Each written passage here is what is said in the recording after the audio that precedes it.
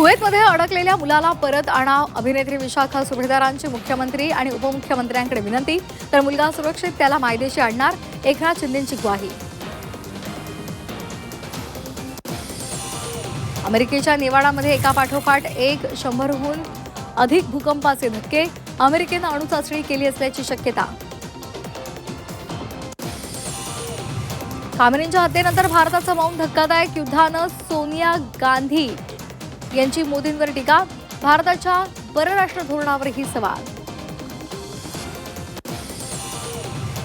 Iran America युद्धामध्ये आखाती देशांमधील अरबपती असुरक्षित.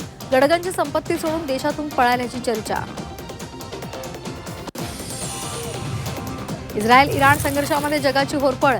व्यापारासाठी अत्यंत महत्त्वाची होर्मुझ सामुद्रधुनी पूर्णपणे बंद. मार्ग ओलांडण्याचा प्रयत्न केल्यास जहाजं पेटवण्याचा इशारा. इस्रायलचे पंतप्रधान नेत्यानाहू यांच्या कार्यालयावर हल्ला.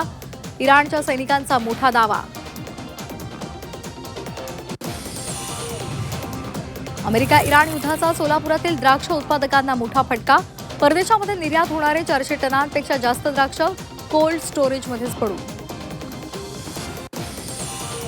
भाजपकडून रामदास आठवले यांचा पत्ता कट होण्याची शक्यता. आठवलेंना उमेदवारी मिळणार नसल्याची माहिती.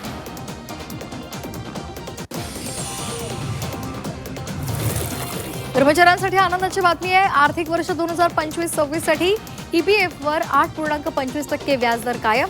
व्याजदरात कपात नाही. यंदाचा उन्हाळा अधिक तापदायक असणार. उन्हाचा पारा थेट 46 अंश सेल्सिअस पर्यंत जाण्याची शक्यता. पालघर, ठाणे, मुंबई आणि रायगड, रत्नागिरीसाठी उद्या येलो अलर्ट.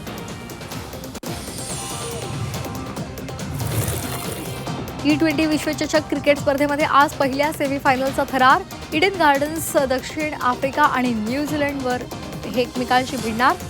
आफ्रिकेचा विजयरथ रोखण्याचं किवींसमोर आव्हान.